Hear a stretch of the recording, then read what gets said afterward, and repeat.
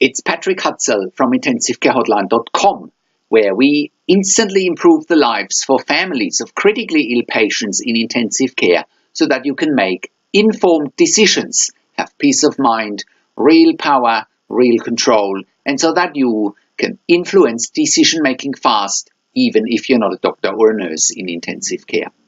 This is another episode of Your Questions Answered, and in last week's episode I answered another question from one of our readers, and the question last week was part 16 of my 68-year-old mother is in intensive care with gastric perforation and is not waking up after the surgery.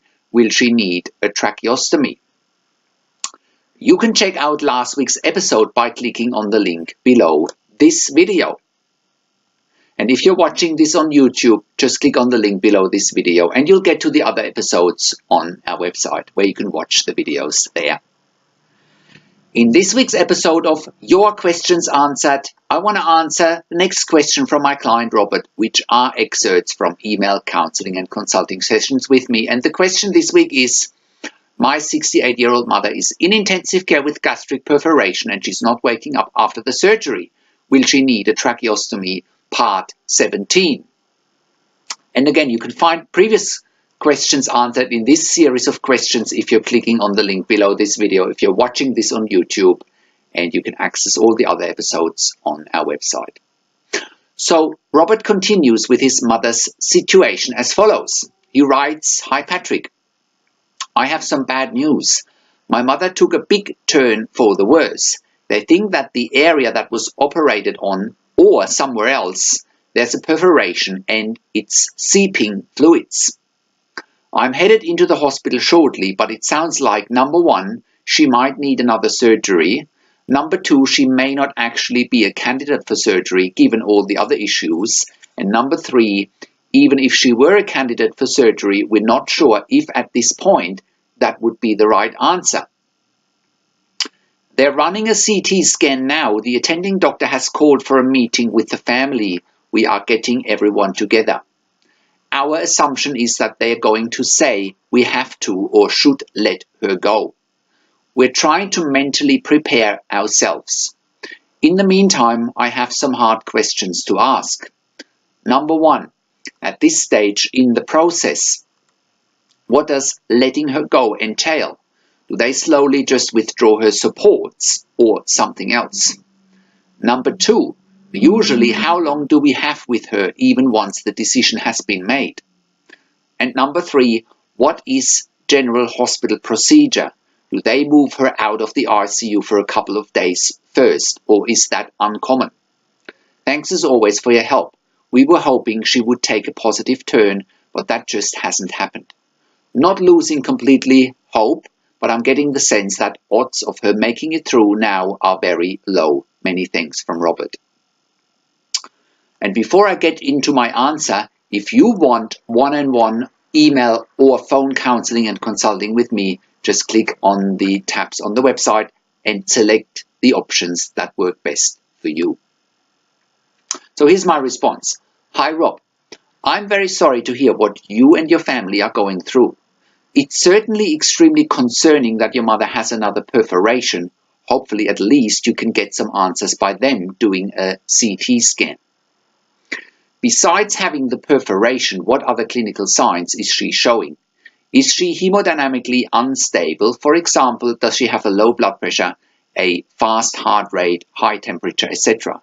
Those would all be signs that she's developing sepsis, which would not be uncommon after a gastric or abdominal perforation. If she shows signs of developing severe sepsis, she would most likely need higher amounts of blood pressure medications, also known as inotropes or vasopressors, to support a reducing and dropping blood pressure. It sounds to me like if she had another perforation that she will need surgery just simply from a clinical point of view. However, as you have correctly pointed out, you are not sure if surgery is the right answer.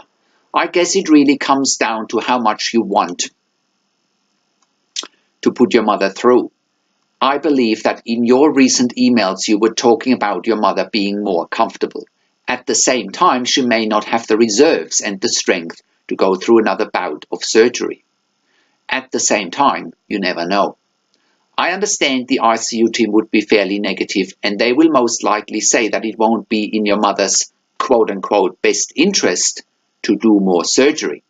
It might be too much for her, also depending on if she now needs inotropes and vasopressors for low and deteriorating blood pressure. If she is too weak to begin with, she may not survive the surgery. That may well be a reasonable concern, but I would need to know more clinical facts and details to have an educated opinion of whether surgery might be clinically indicated or not. But again, besides the clinical indication, your and your family's concerns are very important as well. I guess the bottom line might be, what would your mother decide if she could make the decision herself? I also would like to recommend this article and video here, like the difference between real and perceived end-of-life situations when your loved one is critically ill in intensive care. Again, you can check it out if you're scrolling down below this video. There's a link to this article and video. I have witnessed many perceived end-of-life situations that resulted in death, where I believe death was preventable. I'm not saying that's the case with your mother, as I would need more information to make that judgment, but I think the article and the video might be a starting point to help you in your decision-making process. So let's get to your most pressing questions now, and I will comment on them. So the first pressing question you had was, at this stage in the process, what does letting her go entail? Do they slowly just withdraw her supports or something else? Well, Rob, it would entail removing major life support mechanisms such as ventilation, tracheostomy, dialysis, as well as inotropes and vasopressors.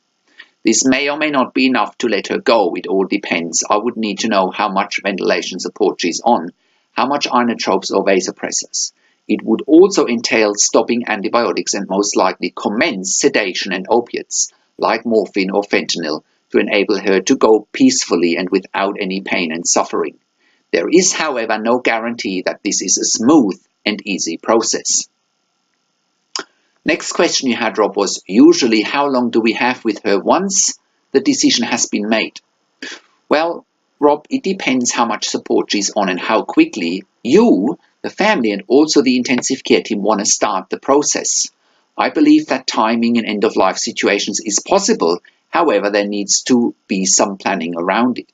I have seen too many poorly planned and then also poorly executed end-of-life situations, leaving patients, their families, and also ICU teams in distress. It needs to be properly planned and communicated if time permits. I believe it's also important that you can ensure that you have all the people there with your mother you want to have there, so that everybody can say their goodbyes when the time is there. Also make sure that you have your cultural, religious, and spiritual wishes granted, if any, that may be important for you and your family. Number 3, you asked, what is general hospital procedure? Do they move her out of the ICU for a couple of days first, or is that uncommon? Well, the general procedure is really dependent on the hospital. If time and resources permit, they may want to offer a withdrawal of treatment in ICU or move her to a hospice, presumably within the hospital. Some of the clients we've worked with in the United States in particular, we've also learned that they try and move people from ICU to hospices in other locations, and I know that families feel overwhelmed by the change of environment in an already stressful situation. This seems to be United States specific and doesn't happen in the UK or Australia. Hence, ICU patients approaching their end of life remain in intensive care, or they could go home with a service like intensive care at home. Again, that's why communication is so important. Number 4, family meetings in intensive care. As far as the doctors calling a family meeting, I always suggest that you and your family need to be very clear in the outcome that you want out of a family meeting. If you are not clear about the outcome before such a meeting, my recommendation is not to attend such a meeting. Intensive care teams have been running family meetings for long times, day in and day out. They know what to say, they know how to say it, they know when to say it, and they know what not to say. Therefore, the odds are in their favor if you don't know what to do.